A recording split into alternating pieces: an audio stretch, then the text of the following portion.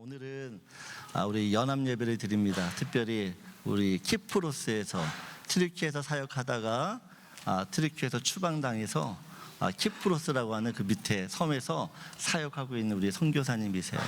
그레이스 교회에서 파송 받았고, 저 집안도 애가 4명입니다. 애가 저 뒤에 우리 사모님이랑 선교사님 사모님이 다 오셨는데, 우리 오늘 선교에 나오셔서 말씀 전하실 때 여러분들에게 그 하나님의 그 선교의 도전을 받는 시간 되면 좋을 것 같고요. 또 우리가 트리키에를 또 이번에 가기 때문에 아마 선교사님이 이 말씀을 전하실 때 얼마나 이 선교제에서 복음 전하는 것이 어렵지만 또 그것이 또 얼마나 큰 은혜가 되는지를 오늘 같이 나누는 시간을 가지면 좋겠습니다. 오늘 우리 이용상 선교사님 나오실 때 우리 격려의 박수로 한번 할렐루야 하면서 같이 보시면 좋겠습니다.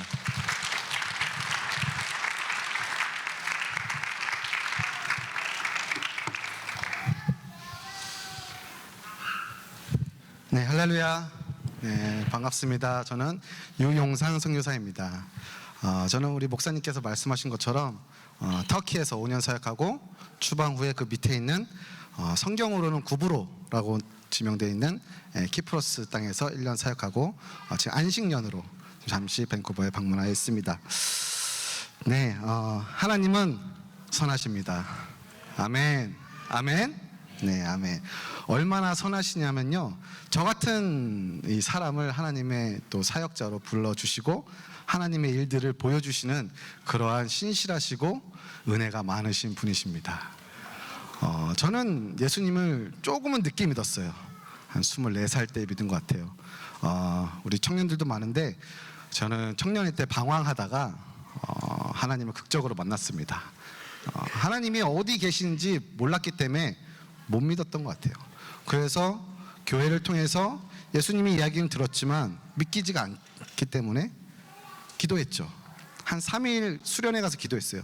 그때 저는 여러분 기도를 어떻게 하십니까? 저는 그때 반말로 기도했습니다. 어디 있냐? 좀 있어야, 좀 제가 뭐 건덕지라도 좀 있어야 믿지 않겠냐? 나타나 달라. 이렇게 정말 버릇없게 반말로 기도했어요.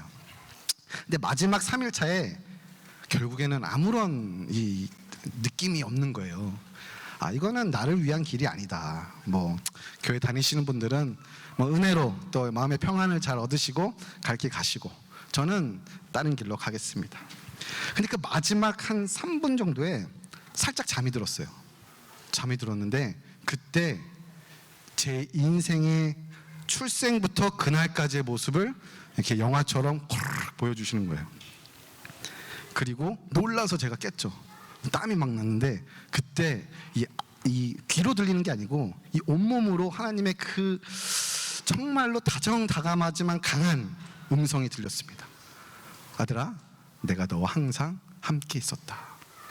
오늘 내가 너와 함께 하기를 원한다는 말씀해 주셨어요. 너무 기뻐서 하나님 정말 계셨군요. 그때 이제 존댓말로 바로 바뀌죠. 계셨군요. 오십시오. 그래서 그때 성령 하나님께서 제 안에 들어오셔서 막 역사를 하셨어요. 어떤 역사를 하셨냐? 진짜 어릴 때부터 지금 그때까지 저질렀던 모든 죄악들을 기억나게 해주셨어요. 나름 저는 착하다고 생각했는데 아니더라고요. 그리고 막 뭐 회개니 뭐니 그런 것도 기억도 안 나고 그냥 아이고 나는 망했네, 나는 죽을 수밖에 없는 존재네, 나는 하나님이 계시면 나는 반드시 심판받겠네, 이러면서 떼굴떼굴 굴었던 것 같아요.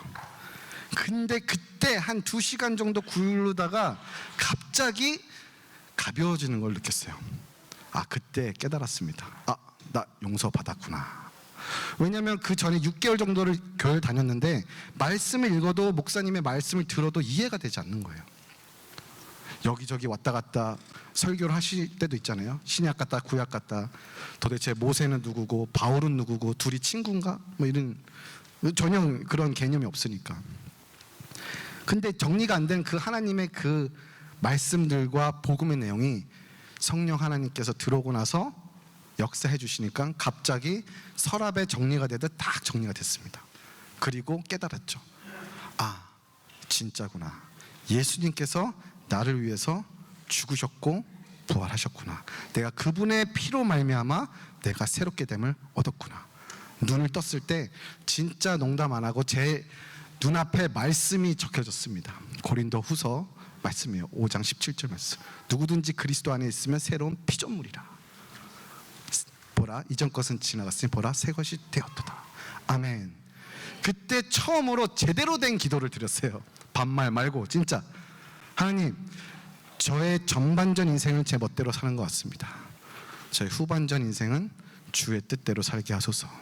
그게 왠지 모르지만 그런 기도가 나왔어요. 그리고 하나님께서 그 기도를 받으셨고 지금까지 그 기도로 저희를 인도해 겼고 계신 줄 믿습니다. 하나님은 진짜로 선하십니다. 하나님은 정말로 능력이 있으신 분이에요. 정말 마라와 같은 그 쓴물을 마실 수 있는 물로 바꾸시는 분이십니다. 저의 인생도 그랬어요. 충격받으면 안 되는데 사진을 한번 보시죠. 아, 저게 누굽니까? 네, 보이십니까? 접니다. 네, 저희 아내입니다. 허락 안 받고 올렸는데 저게 마라와 같은 그 쓴물이었어요. 놀랍지 않습니까? 저게 대학교 1학년의 얼굴이라는 게. 네. 근데 하나님의 은혜로 새롭게 부르심을 받은 거죠. 빨리 넘겨주세요. 네. 그래서 이 사진은 저희가 이제 결혼하고 첫 번째 단기 선교를 가서 찍은 사진입니다. 저희 아들이 8개월 때 찍은 사진이에요. 이렇게 하나님은 놀랍게 역사하시는 분입니다. 이곳에 내가 뭘 하겠어, 아니면 나가 뭐길래, 아니면 나는 부족해라고 생각하시는 분이 한 분이라도 없으시길 바랍니다. 왜냐하면 하나님의 능력이 그 모든 것보다 뛰어나기 때문입니다. 아멘. 넘겨주세요. 네, 그래서 저희는 지금 6명의 식구가 되어서 사역을 하고 있습니다. 오성권, 성아임이 저의 선교명입니다. 그리고 우리 아이들 별, 열매, 희망, 기쁨이 이렇게 한 가족이 되어서 지금 선교하고 있습니다. 저희 막내는 터키에서 태어났어요. 터키에서 태어나서 혼자 지금 여권에 보면은 그 도시 이름에 터키 도시 이름이 있습니다. 그래서 보여줄 때마다 좀 약간 문제들이 있는데 어쨌든 하나님의 은혜로 잘 지내고 있습니다. 오늘 예수 그리스도의 제자의 삶이라는 그러한 제목으로 말씀을 전하기 원합니다. 지난 6년을 통해서 저희 가정에게 또 특별히 저희에게 가르쳐 주시고 보여주셨던 은혜를 나누길 원합니다. 말씀 같이 읽기를 원합니다. 마태복음 28장 18절에서 20절 말씀입니다. 제가 읽도록 하겠습니다. 예수께서 나와 말씀하여 이르시되 하늘과 땅의 모든 권세를 내게 주셨으니 그러므로 너희는 가서 모든 민족을 제자로 삼아 아버지와 아들과 성령의 이름으로 세례를 베풀고 내가 너희에게 분부한 모든 것을 가르쳐 지키게 하라. 볼지어다 내가 세상 끝날까지 너희와 항상 함께 있으리라 하시니라. 아멘. 그 다음 절도 제가 읽도록 하겠습니다. 오직 성령이 너희에게 임하시면 너희가 권능을 받고 예루살렘과 온 유대와 사마리아 땅끝까지 이르러 내 증인이 되리라 하시니라. 아멘. 이 두 말씀을 붙들고 저희는 사역을 하고 있습니다. 하나님께서 우리를 모든 민족 가운데 보내시는 줄 믿습니다. 사실 하나님께서 우리를 부르실 때 교회로 부르셨어요. 교회로 부르시고 그 교회에게 하나님의 사명을 맡겨주십니다. 그 사명은 어디로 가라 이것보다는 제자를 삼아라가 있습니다. 우리 모두 여기 계신 우리 랭리 은혜 교회 성도분들 한 분 한 분 가운데 정말 이 부르심과 사명이 회복되는 오늘 하루가 되기를 주의 이름으로 축복합니다. 오직 성령이 너에게 임하시면 너희가 권능을 받고, 사실 저의 사역자 이름이 여기서 나왔습니다. 오성권입니다. 오직 성령이 너에게 임하시면 권능을 받고. 왜냐하면은 선교는 제 힘으로 하는 게 아니더라고요. 네. 넘겨주시면 선교는 무엇일까? 이 질문을 제가 선교하는 내내 물어봤어요. 선교는 뭐지? 선교는 뭐지? 4년 차 됐을 때 하나님한테 무릎을 꿇었습니다. 무엇이냐? 저는 제가 나가서 선교를 열심히 하면은 제자가 삼아지고 교회가 세워질 줄 알았어요. 제 영혼을 이렇게 갈아서 하면은 될 줄 알았어요. 정말로 열심히 했습니다. 매주 친구들이 왔고요. 매주 예배를 같이 드렸어요. 물론 믿은 친구도 있고 성령 체험한 친구도 있어요. 근데 돌이키면은 그 친구들이 어디 갔는지 모르겠어요. 4년 차에 제 마음이 완전히 무너졌습니다. 주님, 선교사잖아요. 선교가 무엇인지를 물어봤어요. 하나님, 선교는 무엇입니까? 하나님, 제자를 삼는다는 건 무엇입니까? 모르겠습니다. 하나님, 전도는 도대체 어떻게 하는 거예요? 모르겠어요. 하나님, 사랑은 어떻게 하는 거예요? 그것도 모르겠어요. 그럼 도대체 교회는 어떻게 세우는 것입니까? 아무것도 모르겠습니다. 주님, 저 좀 살려주세요. 그렇게 무릎 꿇었을 때 드디어 하나님께서 한 가지 한 가지를 알려주시며 문들을 열어주셨습니다. 선교가 무엇일까요? 제가 받은 은혜는, 선교의 정의는 많아요. 다 맞습니다. 근데 저에게 개인적으로 알려주신 그 은혜는, 첫 번째는 선교는 바로 부르심이라는 겁니다. 아멘. 하나님께서 오늘 우리를 부르셨습니다. 아멘. 우리를 그분의 자녀로 부르셨어요. 할렐루야. 그분의 백성으로 부르셨어요. 아멘. 우리 어린아이들 어머니 아버지의 아들 딸로 불려서 교회 온 게 아니고 하나님이 불러서 이 자리에 와 있는 거예요. 그분의 자녀입니다. 우리는. 자, 여기는 우리가 아멘을 합니다. 근데요, 하나님이 여러분들을 예수 그리스도의 제자로 부르셨습니다. 아멘이 안 나오죠. 하나님은 여러분을 증인으로 부르셨어요. 아멘이죠. 근데 이게 사실 쉽게 나오지가 않아요. 왜냐하면 은연중에 자녀로 부르신 거 감사하고 은혜고 그분의 백성으로 불러주심에 감사합니다. 그러나 제자 삼는 일에 불러주신 거는 우리 목사님도 계시고 전도사님도 계시고 선교사님도 계시고 뭐 굳이 저까지 증인으로 불러주셨는데, 그때 그 시대의 증인의 삶은 정말 목숨을 내놓는 신앙의 고백의 삶이었어요. 그건 좀 부담이 돼요. 부르신 분은 한 분이세요. 우리를 자녀로 부르신 하나님은 우리를 제자로 부르셨습니다. 우리를 그분의 백성으로 부르신 하나님께서는 오늘 우리를 증인으로 부르셨습니다. 선교는 바로 부르심입니다. 하나님은 우리를 부르셨습니다. 아멘. 할렐루야. 감사합니다. 두 번째, 부르심 안에는 반드시 동반되는 것이 있더라고요. 그것은 바로 보내심입니다. 하나님은 우리를 우리조차고만 부르시지 않으셨어요. 나의 아들 딸들아 우리끼리 조차라고 우리를 구원해 주시 않으셨어요. 부르심 안에는 반드시 보내심이 있다는 걸 알으셔야 됩니다. 우리는 보내심을 받은 자입니다. 아멘. 어디로 보내셨죠? 말씀에 나오는 것처럼 예루살렘과 온 유대와 사마리아와 땅끝까지 이르러 우리를 보내시는 분이 하나님이십니다. 아멘. 근데 이 말씀 구절을 저희 선교를 이야기할 때 많이 쓰긴 하는데, 우리는 은연중에 이렇게 생각해요. 예루살렘은 우리가 살고 있는 곳이기도 하고, 또 유대와 사마리아는 조금 더 멀리, 땅끝은 저 멀리 해외. 우리는 은연중에 이렇게 생각합니다. 해외 선교가 제일 빡셀 것 같아요. 너무 거기는 믿음이 강력하게 필요한 곳이라고 생각해요. 그에 비해 국내 선교는 시간 되면 갈 수 있는 곳. 은연중에 해외 선교를 다녀오신 내가 은연중에 갖는 자부심이 있다는 거예요. 국내 선교보다 해외 선교가 낫지. 아니요, 그렇지 않습니다. 하나님의 부르심은 공간의 개념이 아니에요. 하나님의 부르심은 어떤 제약이 걸리지 않아요. 우리를 덩칸으로 보내시는 하나님이 우리를 저 홈리스 사역으로 보내시는 하나님께서는 우리를 터키로 보내시는 하나님과 동일하신 분이라는 겁니다. 보내심은 동일합니다. 하나님의 은혜는 동일해요. 하나님은 우리를 부르셨고 보내시는 줄 믿습니다. 해외 선교를 가지 마세요가 아니고, 하나님이 보내실 때 오늘은 우리를 어디로 보내시는가? 우리를 반드시 가정으로 오늘 보내실 거예요. 교회로 보내셨고, 내일은 직장으로 보내실 겁니다. 이웃으로도 보내실 겁니다. 그리고 한 달 뒤에는 튀르키예로도 보내시는 거죠. 보내시는 하나님이 보내시는 거예요. 내가 내 자유로 내 힘으로 그곳에 가는 게 아닙니다. 선교는 교회가 보내지만 교회는 하나님의 말씀에 순종했기 때문에 보내는 거예요. 사도행전 13장에 보면요, 성령 하나님께서 바울과 바나바를 따로 세우라고 말씀하십니다. 그리고 교회가 순종하고 파송을 하는 겁니다.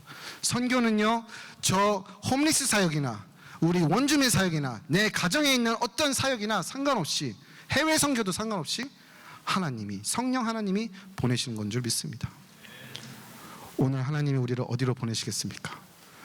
보내실 때 아멘으로 우리가 화답하고 그 보내심을 받는 대로 나아가 그곳에서 증인의 삶과 제자의 삶을 살기 원합니다. 우리 학생들, 학교로, 하나님께서 학교로 보내신다는 걸 믿습니까? 믿어요? 그래요? 우리 가끔 학교는 그냥 가는 거죠. 학교는 엄마 아빠가 가려서 가는 거죠. 학교는 공부해야 되니까 가는 거죠. 학교는 내가 직업을 찾아야 되니까 가는 거죠. 아니요, 그렇지 않아요. 그곳에서 여러분 안에 있는 그 복음의 생명을 누군가에게 하나님이 전해주고 싶었기 때문에 여러분들을 학교로 보내는 겁니다. 엄마 아빠의 보내심이 아니에요. UBC의 보내심이 아닙니다. UBC의 부르심이라 그래야 되나요? 그렇지 않아요. 하나님이 부르시고 보내시는 거예요.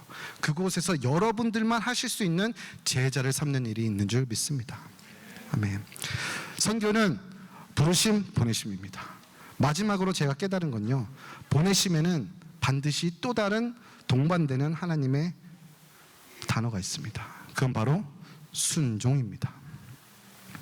하나님이 우리를 보내실 때 하나님은 확신하시는 거예요. 나의 사랑하는 딸들, 아들들, 나의 제자들, 나의 백성들은 내가 보낼 때 순종해서 갈 거를 아시는 거예요.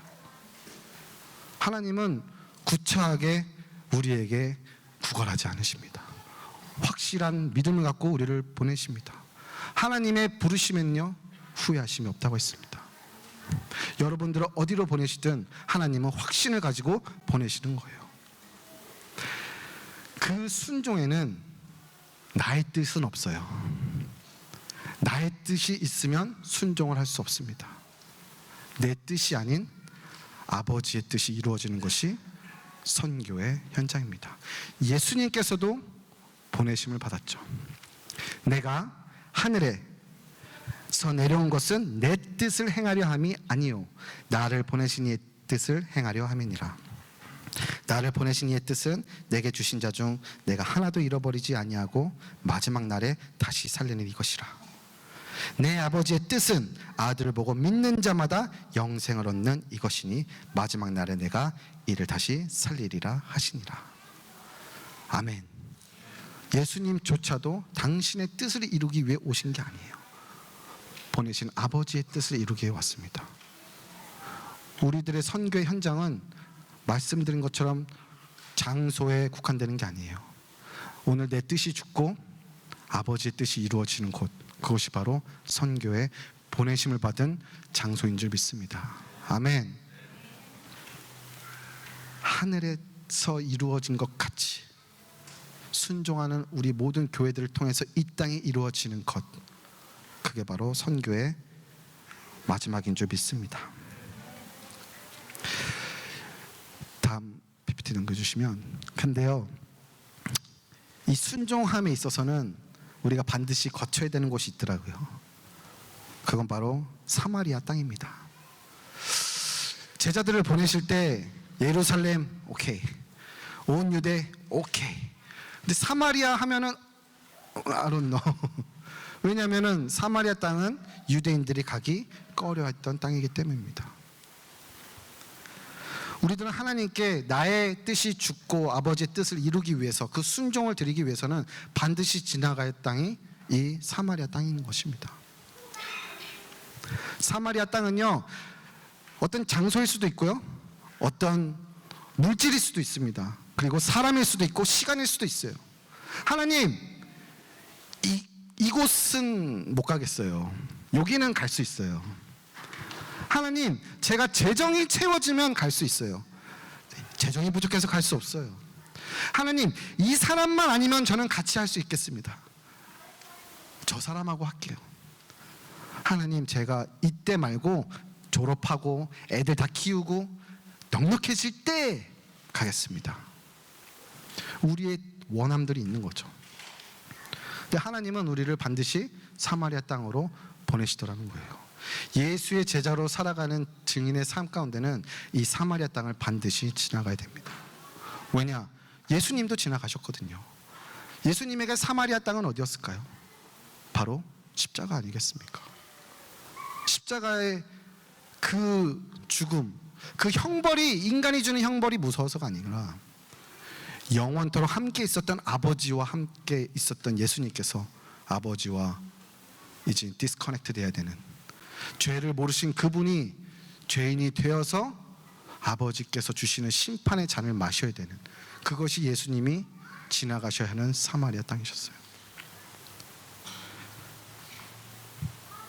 예수님이 그 사마리아 땅을 지나기 위해서는 반드시 이곳을 지나야 됩니다. 겟세마네 동산입니다. 우리도 이 사마리아 땅, 내가 가고 싶지 않은 곳, 내가 하고 싶지 않은 일, 내가 함께 하고 싶지 않은 그 사람, 하지만 아버지의 뜻을 이루어 드리려면은 이곳을 반드시 지나가야 돼요. 겟세마네 동산입니다. 겟세마네는 기름을 짜는 틀로 알려져 있습니다.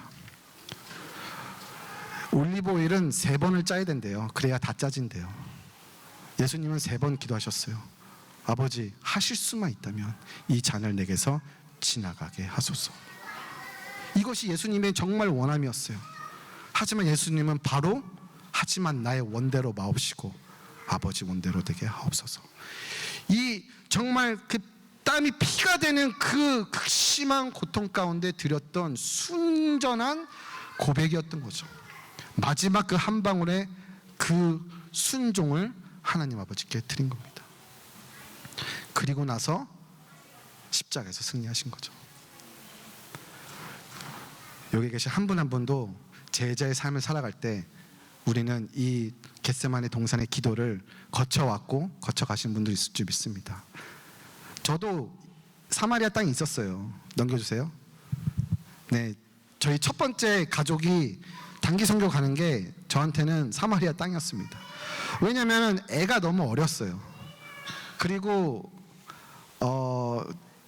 좀 위험하다고 생각도 했습니다. 내가 청년의 때 갈 수는 있죠. 근데 결혼하고 애와 함께 가려니까 또 다른 도전이 오는 거예요. 근데 저희 아내는 해맑게 나 가도 돼? 그러더라고요. 제가 허락했어요. 왜냐? 저희 통장에는 돈이 없었거든요. 그래서 쿨하게 허락했죠. 가. 근데 우린 갈 수 없어. 속으로 이렇게 얘기했거든요. 아예 얼마든지 가. 아이 그래 갈 거면 나도 갈게.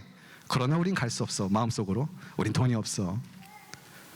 근데 하나님은요, 진짜 유머러스 하시고 신실하신 분이세요. 갑자기 어떤 집사님이 전화 오십니다. 이번에 우리가 선교를 같이 가려고 했는데 못 가게 됐어. 그래서 내가 모아놨던 재정을 넘겨줄게. 그래서 재정이 좀 생겼어요. 어떤 또 누가 전화 옵니다. 우리가 뭔지 모르지만 우리 가정이 헌금으로 모아두던 재정이 있다. 근데 너네가 갑자기 생각이 나더라. 이 재정을 보내주시는 거예요. 그래서 재정이 다 모였어요. 그때 하나님이 주시는 마음, 봤지? 뭐 이런 거 하나님은 보내시더라고요. 그래서 저희는 순종해서 내 뜻이 아니라 아버지의 뜻을 이루기 위해 쿠르드 땅으로 나아갔습니다. 예, 쿠르드 땅입니다. 세계 최대 소수민족입니다. 이 민족은요, 넘겨주시면 예수님이 태어났을 때 동방박사가 왔잖아요. 그 동방박사가 이 쿠르드의 조상으로 알려져 있습니다. 굉장한 민족이죠. 근데 이 민족을 섬기러 가는데 저희들의 문제는 뭐죠? 우리 8개월 된 아이. 그래서 우리 아내랑 저랑 뒤에 가방에 기저귀, 뭐 이유식 다 챙겼어요. 거기 가면 과연 먹을 게 있을까? 거기 가면 씻을 게 있을까? 거기 가면 입힐 게 있을까? 그러한 걱정과 염려를 짊어지고 투르키의 땅으로 나아갔습니다. 근데 하나님은 정말로 너무나도 신실하신 분이십니다. 아멘. 우리가 그 폭설이 내렸거든요, 그때. 그래서 그 유모차가 앞으로 갈 수 없는 상황인데 어떻게 저희가 내리는 곳곳마다 햇빛이 쬐어지고 그 길이 나는지, 그리고 걸어가는 그 길마다 어떤 사람들이 우리를 불러요. 자기네 집에 가자고. 아마 터키에 가시면 그런 일들이 많을 겁니다. 그럼 우리 집에 가자고. 그러면 오케이.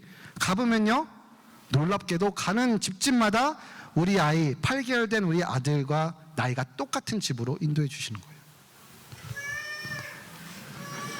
저희 아들도 눈이 상당히 큽니다. 근데 뭐 거의 단추구멍이 돼버리죠. 저 사람들이 우리 아이를 보면 걱정을 해요. 잘 보이니? 코가 너무 낮으니까 숨은 어디로 쉬니? 뭐 이렇게 물어봐요.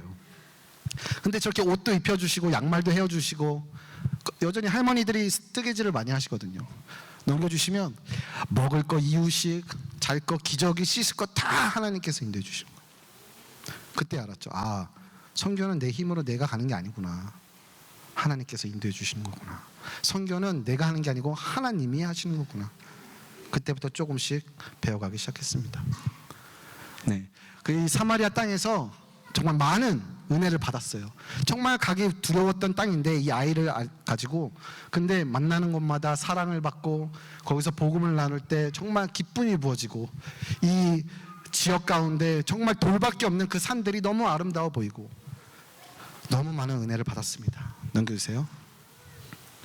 집에 가면 이렇게 많은 사람들이 저희를 초대해줘요. 정말 많은 하나님의 사랑을 경험하고 왔습니다. 넘겨주시면, 그래서 돌아와서 저희가 결정을 합니다. 2주간 어땠어? 너무 기뻤다는 거예요, 저희 아내가. 그럼 이걸 이렇게, 이 삶이 맞을까? 성경에도 말하고 우리가 제자의 삶을 사는 게 맞다라는 거죠. 그러면은 하나님이 과연 우리를 기뻐하셨을까? 기뻐하셨을 것 같다는 거예요. 야, 그러면 우리도 기뻤고 이게 맞고 하나님도 기뻐하시면 도대체 우리가 이 삶을 살지 않아야 할 이유가 뭐냐? 없는 거예요. 돌아와서 그렇게 장기 선교사로 헌신하고 준비를 했습니다. 지금부터 좀 빨리 넘어가도록 하겠습니다. 네, 저희 가족입니다. 네, 거기서 무슨 사역을 했냐고 물어보시면 할 말이 별로 없어요. 왜냐? 많이 놀았거든요. 네, 넘겨주세요. 아이들과 공원 가서 놀고 친구들하고 놀고, 애들도 지금 한국 80년대 그런 분위기가 아직도 있어요. 뭐 공기하고 고무줄하고, 우리 아들은 축구하고, 거기서 친구 만나서 놀러 다니고, 밥 먹고 또 먹고 계속 먹어요. 네, 크리스마스 때 모여가지고 또 이렇게 먹고 또 이렇게 예배 함께 드리고. 근데 그렇게 먹는 가운데 친구가 되니까 오더라고요. 야, 나는 무슬림인데 너네는 뭘 믿어? 아, 자기는 아무리 생각해도 이 이슬람이 잘못됐다고 생각하는 거예요. 근데 어디 가서 얘기 못하고 저희한테 와서 얘기하는 거죠.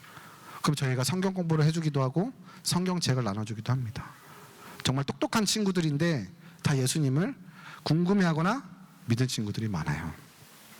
하나님이 이런 사역을 허락하여 주셨습니다. 넘겨주세요. 친구들을 만나서 진짜 김밥, 아니 한국어 잘하는 터키 사람들 너무 많아요. 저희한테 맨날 오징어 게임 봤냐 그랬는데 그게 뭔지 몰랐어요. 맨날 저한테 BTS 아냐고 물어봤는데 처음에 그게 뭔지 몰랐어요. 근데 그렇게 한류를 통해서 한국을 너무나도 좋아해 주더라고요. 그래서 평생의 친구들을 얻었습니다. 이 한복 입는 친구는 지금 한국에 가 있어요. 한국에서 이제 공부하고 있는데, 그렇게 친구가 되니까 그 친구가 어딜 가든 계속 연락이 되고 인생 가운데 동행이 시작되더라고요. 아, 하나님이 우리를 그 땅 가운데, 그 민족 가운데 정말 진정한 친구가 되게 하셨구나. 저희뿐만 아니라 넘겨주시면 저희 아이들도 거기에 많은 친구들을 만들었습니다. 아이들을 걱정하신 분들이 많아요. 아, 그 땅 가서 어떻게? 그 땅 가서 너무 아이들은 좋았어요. 저희 주한이가, 저희 아이들이 여기 밴쿠버 어때? 너무 사람들이 차갑대요. 빨리 돌아가고 싶다고 얘기합니다. 공 하나만 있으면 모든 아이들이 한 마음이 됩니다. 거기 멈춰주세요. 그렇게 우리는 친구들을 만났어요. 막 어디 가서 큰 사역을 하거나 그러지 않고 한 사람 한 사람을 만났습니다. 맡겨주신 한 영혼을 만나는 사역을 많이 했습니다. 이 형제는 저희 막내가 첫 돌 때 만났던 형제입니다. 근데 그때 강한 무슬림이에요. 그래서 내가 이 친구한테 너가 믿는 무슬림에서는 우리 기독교회랑 이렇게 교제하는 게 괜찮아? 물어보니까 자기는 괜찮대요. 그때부터 진짜 친구가 됐어요. 근데 저희가 도시를 옮겨야 되는 상황이 와서 도시를 옮겼습니다. 이 형제랑 좀 연락이 끊어졌다가 나중에 다시 만나게 됐어요. 그 이동한 도시에서. 대학교에서 졸업하고 일자리를 거기를 얻었더라고요. 그래서 야, 어떻게 이게 또 만나게 되냐. 아, 진짜 하나님은 살아계시다. 이렇게 얘기를 하죠, 제가. 그럼 그 친구도 이제 조금씩 듣기 시작합니다. 근데 이 친구가요, 진짜 이제는 한 가족처럼 되었어요. 그래서 어디까지 따라오냐면, 넘겨주세요. 네, 한국까지 따라옵니다. 그래서 저렇게 왕의 옷을 입고 저희랑 관광도 하고, 제가 한국에 이제 먼저 건강검진 때문에 들어갔는데 연락이 와서 아비, 그러니까 저희한테 사실 아빠라 그래요. 왜 아빠냐면은 진짜 저 친구 아버지의 나이가 저랑 동갑이에요. 그래서 한국까지 왔어요. 한국에서 우리 한국에 있는 그레이스 교회, 정재승 목사님 교회에 와서 같이 예배도 듣고, 그리고 기도도 받고 눈물도 흘리고, 자기가 지금 이 안에서 뭔가 찌릿찌릿한 게 느껴졌다. 이 사람들을 나를 위해서 기도해 주는데 왜 이렇게 열심히 나를 위해서 기도해 주냐. 자기는 은혜를 많이 받았다고 얘기하는 거죠. 저는 쿠르드, 그 친구의 민족의 이름의 티셔츠를 입고, 그 친구는 얼른 한국 국기가 그려져 있는 티셔츠를 입고 공항에서 찍었습니다. 이렇게 한 영혼을 섬기는 것, 하나님이 원하시는 게 아닐까라는 생각이 듭니다. 진짜 이 영혼이 아직은 무슬림이에요. 근데 이 친구의 삶에 높고 낮음이 있잖아요. 우리 그리스도인들도 그러잖아요. 넘어졌을 때, 힘들 때, 그때 누군가가 이 친구 옆에 있어줬으면, 그게 그리스도인이었으면 얼마나 좋을까요? 그래서 저희는 그 역할을 하나님께서 주신 줄 믿습니다. 우리에게 한 사람 한 사람, 이 땅에서도 한 영혼들을 주신 줄 믿습니다. 비단 한 영혼뿐만 아니겠죠. 많은 친구들과 영혼들을 주신 줄 믿어요. 그거는 여러분들께 맡겨주신 하나님의 양입니다. 누구 딴 사람한테 데려가서 양육해 주세요가 아니고 우리에게 맡겨주신 하나님의 양이라는 거예요. 빨리 넘어가도록 하겠습니다. 저희가 터키에 있을 때 있었던 일들을 간략하게 말씀드리겠습니다. 터키는 순교가 있었던 땅입니다. 순교가 있었고, 그 순교를 통해서 부흥이 일어나고 있는 땅입니다. 모든 교회는 순교자의 피 위에 세워진 줄 믿습니다. 넘겨주시면 저희 동료도 그렇게 하나님께 부르심을 받았습니다. 복음을 전하는 길 가운데 하나님이 그를 받으셨습니다. 근데 그를 통해서 넘겨주시면 우리가 이렇게 같이 사역했던 팀인데, 하나님께서 정말 슬픔 가운데 있는 저희에게 한 알의 밀알이 이제 떨어져 죽었으니 많은 열매를 맺을 거라는 믿음을 주셨어요. 근데 진짜 놀라운 거는 우리 동역자가 하나님께 부르심을 받은 후에 정말로 많은 사람들이 꿈에 예수님을 보는 거예요. 심지어 장님인 친구가 있는데 저한테 연락이 와서 나 예수님을 봤어 그러는 거예요. 네가 예수님을 어떻게 봤어? 어떻게 생긴지 아시고? 근데 봤다라는 거예요. 그 무슬림 친구인데 예수님을 믿었어요.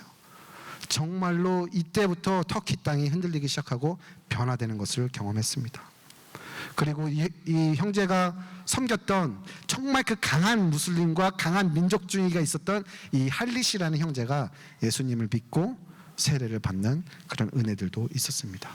이게 저희의 능력이었을까요? 그렇지 않죠. 하나님께서 하신 줄 믿습니다.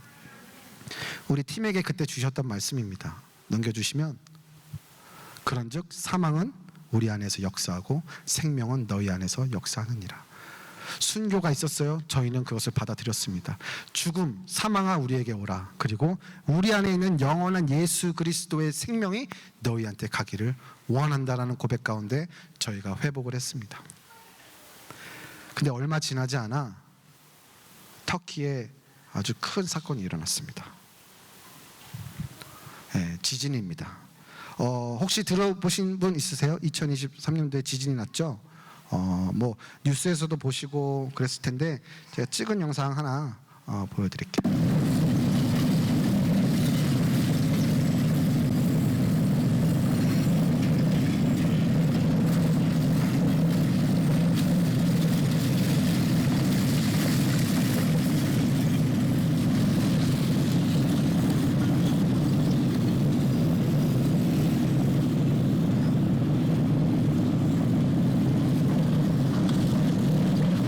그냥 한 군데 뿐이에요. 넘겨주시면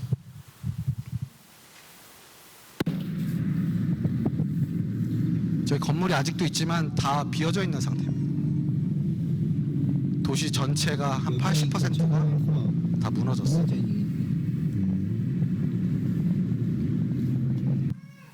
정말 이들에게 씻을 수 없는 고통과 사망이 찾아왔습니다. 네, 거기 그 전 사진으로 사진으로 네. 이때 사실 저희는 좀 무엇을 해야 될지 모르겠더라고요. 선교사인데 복음은 능력이죠. 모든 믿는 자에게 구원을 주신 하나님의 능력입니다. 우리 교회가 지금 암송하고 있는 말씀이더라고요. 맞죠?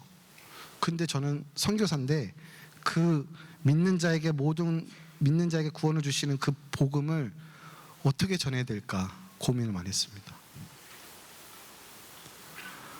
우리가 상상할 수 없는 고통 가운데 있는 사람 앞에서 도저히 제가 말을 못하겠더라고요. 하나님은 당신을 사랑하십니다라는 말을 못하겠더라고요. 하나님 당신을 향한 위대한 계획이 있으십니다라는 말을 못하겠더라고요. 왜냐? 너무 큰 고통 가운데 있기 때문입니다. 많은 사람이 목숨을 잃었죠.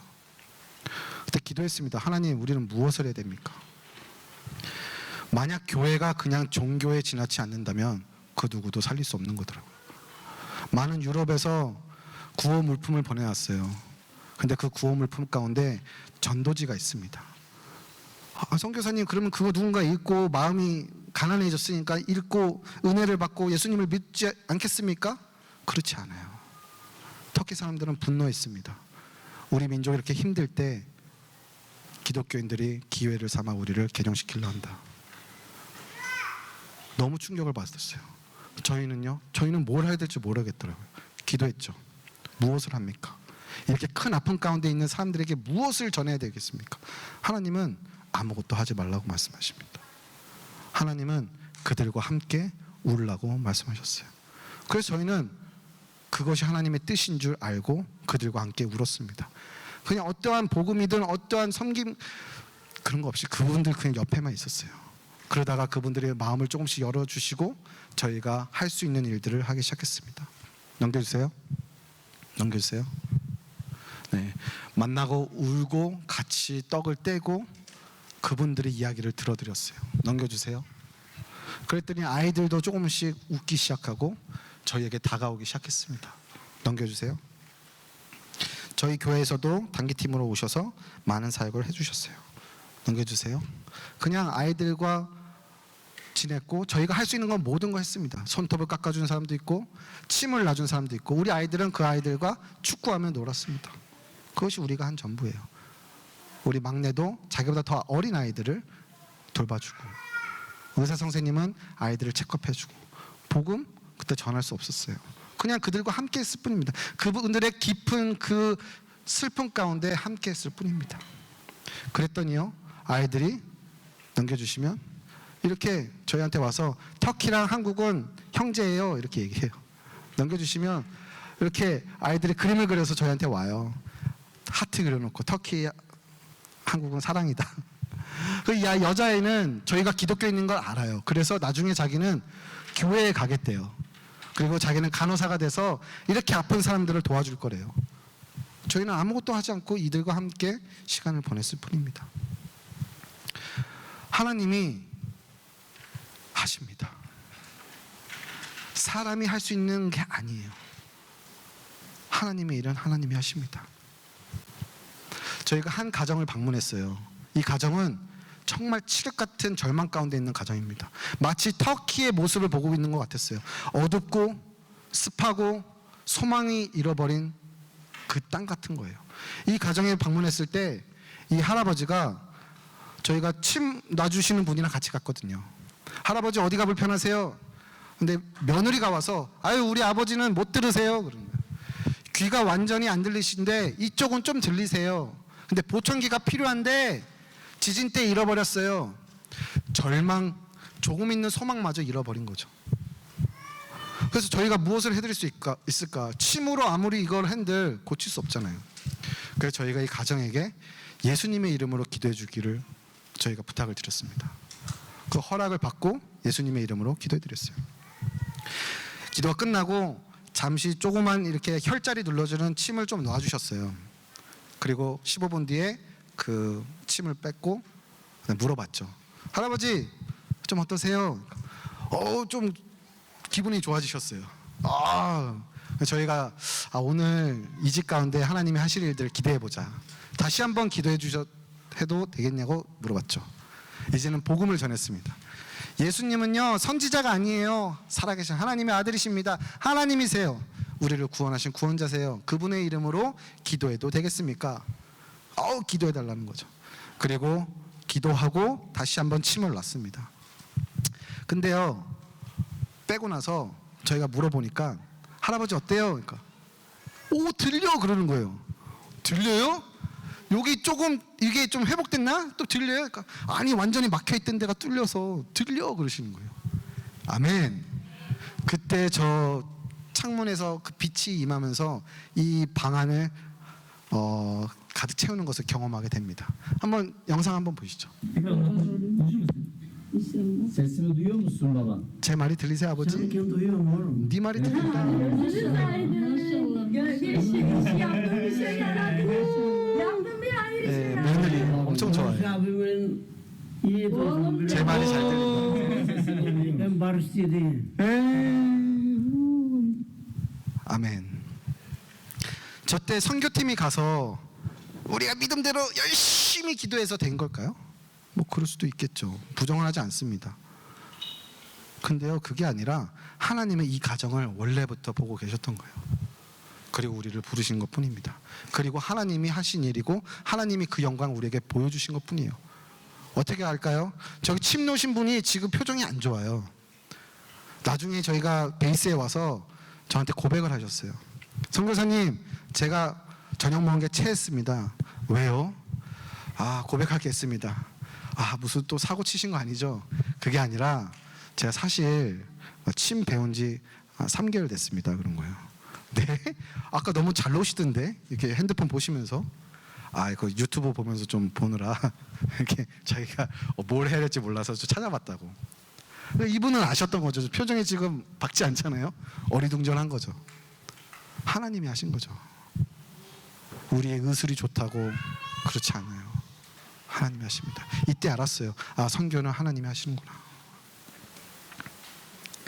그 다음에는 빠르게 넘어가도록 하겠습니다. 저희는 그 사건 이후 정말 이 민족에게 어떻게 하면 더 제자를 삼을 수 있을까 고민 가운데 비즈니스도 했습니다. 저희는 해본 적이 없어요. 근데 저희가 공사도 하고요. 넘겨주세요. 그렇게 음식을 만들고요. 그리고 그 레노베이션에서 저희가 오픈을 했어요. 이쁘죠? 네. 그랬더니 정말 많은 청년들이 저에게 와 주었습니다. 비즈니스를 하는 것이 교회 개척과 무슨 상관일까? 저희는 이 비즈니스가 잘 되는 것이 하나님의 교회가 세워지는 것이라 믿었습니다. 그래서 비즈니스 하는 가운데 많은 청년들이 와주는 것을 경험하고 또 하나님의 일들이 일어나는 것을 보게 되었습니다. 저희 아내는요 처음에 저희가 오픈하고 닭을 한 2kg만 샀어요. 그리고 걱정했죠. 이거 다 못 팔면 어떡하지? 근데 나중에는 하나님이 은혜를 주셔서 오전에 20kg, 오후에 20kg를 사서 닭을 썰었습니다. 나중에 저희 아내는 하나님께 화를 냈어요. 왜 장사가 잘 되는 건데요? 우리는 장사 목적으로 시작한 게 아니거든요. 사람 만나고 제자를 키우기 위한 건데 장사가 너무 잘 된 거예요. 근데 저희 아내가 이 불평 가운데 이런 마음으로 하면 안 되겠다.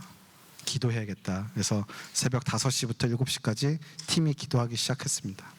그 다음부터는 하나님이 많이 보여주셨어요.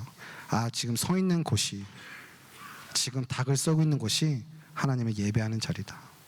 그렇다면 우리 밴쿠버에 있는 수많은 집사님들과 권사님들은 이미 이런 삶을 사셨구나. 부엌에서 봉사하시는 분들, 일을 하시면서 새벽 기도에 참여하시는 분들, 금요 예배, 주일 예배, 봉사, 이 모든 섬김들이 저희는 몰랐는데 가서 깨달은 거죠. 그래서 우리 아내랑 저는, 특히 우리 아내는 많은 회개를 했습니다. 우리가 선교사라서 우리가 뭐 대단해서 여기 사는 게 아니고 우리가 부르신 곳에서 제자의 삶을 사는 거구나. 그곳에서 제자를 삼으며 하나님의 뜻대로 살아가고 있는 거구나. 그래서 이 비즈니스를 통해서 부르신 장소가 다른 것뿐이지 그 부르심은 동일하다. 선교사나 학생들이나 권사님이나 집사님이나 상관없이 이 부르심은 동일한 하나님의 부르심이라는 거죠. 하나님의 부르심은 공간과 시간과 재정과 물질을 뛰어넘는 거룩한 부르심입니다. 우리가 있는 곳에서 우리는 죽어지고 내 뜻이 죽어지는 것처럼 질그릇처럼 깨어지고 그 안에 보배이신 예수 그리스도께서 드러나시는 모든 자리가 우리에게 선교의 현장이라는 겁니다. 넘겨주시면, 저희는 그래서 거기에 있을 때나 여기 있을 때나 똑같은 삶을 살려고 노력하고 있어요. 많은 사람들이 지금 터키 사람들이 여기 살고 있습니다. 그래서 만나고 있어요. 여기서 만나는 다 터키 친구들이에요. 이 자매는 또 예수님을 심지어 믿었습니다. 그래서 얼라이언스 코키틀람 교회를 지금 참석하고 있어요. 그러니까 지진 때문에 많은 친구들이 넘어온 거예요. 하나님은 이 땅에서도 할 일이 많다라고 말씀하십니다. 오늘 우리를 어디로 보내십니까? 그 부르심과 보내심이 있는 그곳이 바로 우리가 제자의 삶을 사는 삶인 줄 믿습니다. 제자 양육, 교육 그런 게 아니에요. 넘겨주세요. 바로 이것입니다.